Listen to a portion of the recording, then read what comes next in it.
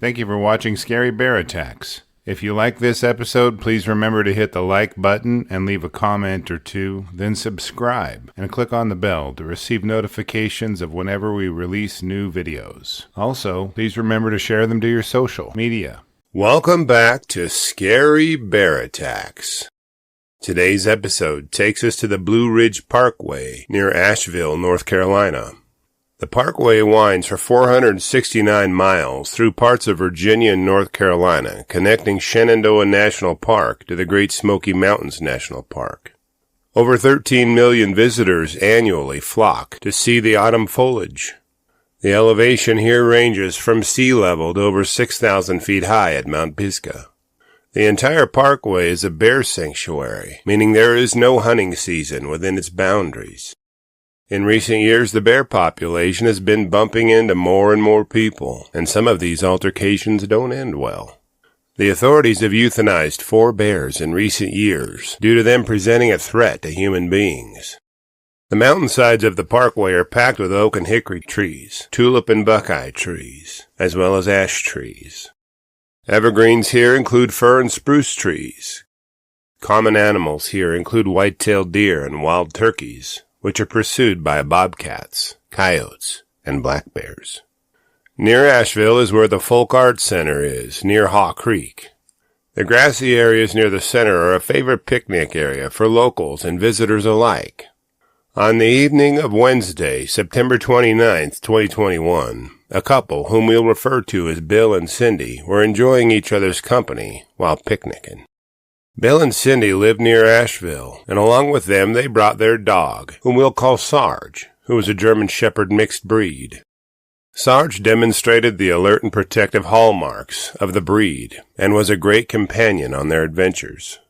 Now, park rules require any dog must be on a 6-foot leash, or the owners face a $50 fine, but Sarge was allowed to wander the area off leash.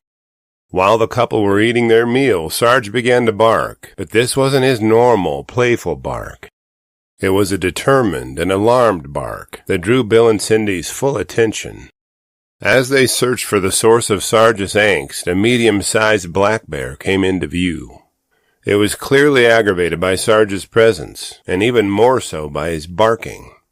Bill and Cindy knew they had to intervene and immediately called for Sarge to return to them, and as he did, the bear followed him right to the couple.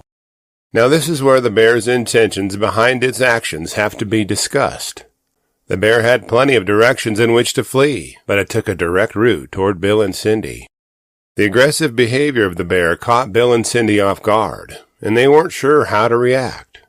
As the bear began loping toward them, following Sarge, Bill and Cindy rose to their feet. They yelled at the bear, trying to scare it off, assuming it would turn and go back into the woods. Bill and Cindy's vehicle wasn't very far away, and they decided to make their way toward it as they backed away from the bear. The angry Bruin leapt toward Sarge, but Bill intervened and was gashed on his head from the bear's claws. He continually stepped between Cindy and the bear to ensure it didn't get a hold of her. With each step they took backward, the bear would lunge forward and bite and claw Bill. The more they retreated, the more enraged the bear seemed to get. It leapt towards Cindy and clawed her arm as she held Sarge's tether, and Bill ran interference.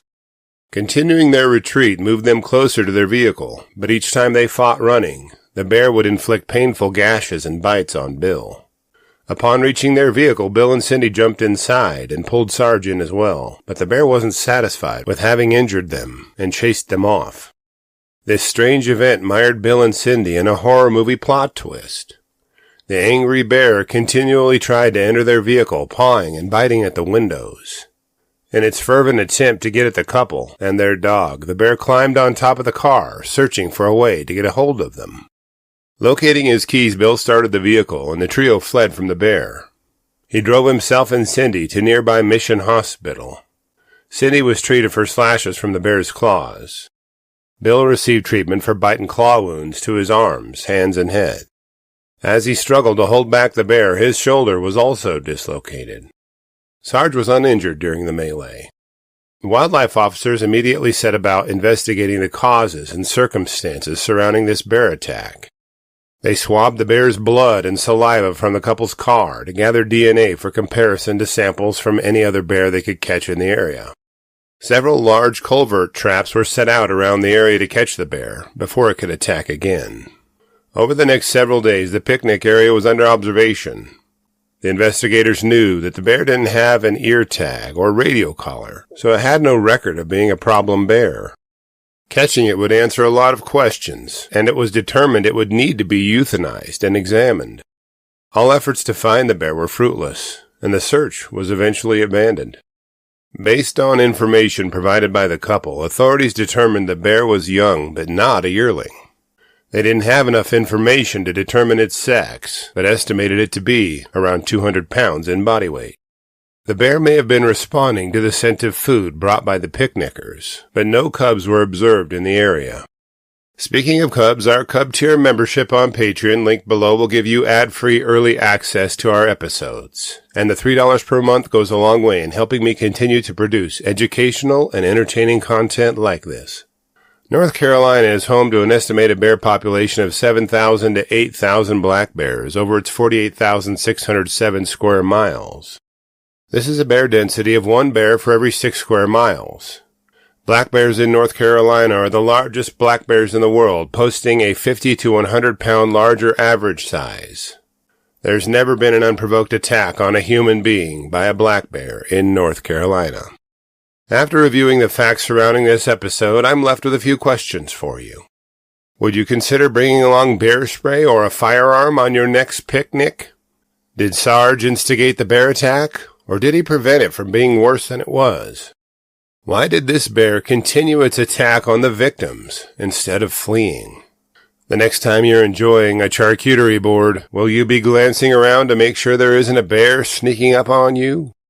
I'll be eating my cheese and meat inside from now on. I will gladly read and reply to your thoughts, so please post them in the comments section below, and let's talk about it. Thank you for watching Scary Bear Attacks. If you've enjoyed this episode, please consider clicking on the like button and clicking on the bell icon. We'll help you know when we post our new episodes. Posting our video links to your social media profiles furthers awareness, and it's fun. We slashed our prices in our merch store, linked below, so check out the bargains there while you shop. As a member of our human community, remember to adventure bravely and be careful out there, especially in bear country.